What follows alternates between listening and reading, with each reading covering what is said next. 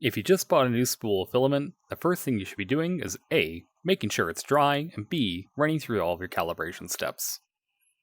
Under Orca Slicer in Bamboo Studio, you have a built-in calibration function. Cura has it through a Marketplace plugin. First, we'll start with the temperature test. This goes from 190 to 230 degrees for PLA. This tower, you'll go through and find whichever one has the cleanest details here, but produces a nice strong bond between this section right here.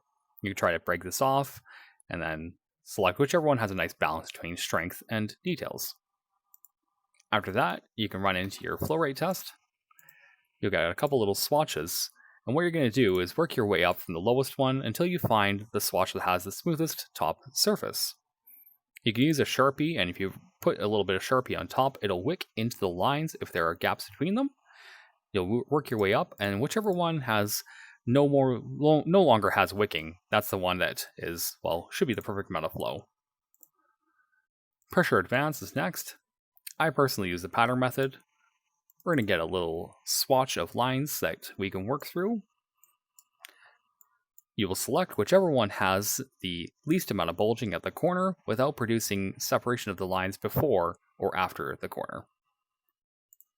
After that, you can run through your retraction tuning. Each step here is 0.1 millimeters of retraction, starting at 0. You will select whichever one produces the cleanest separation between the 2 points, so the least amount of string with a clean corner after the seam. You can run a tolerance test afterwards. This just gives you a little validation that your settings are working correctly.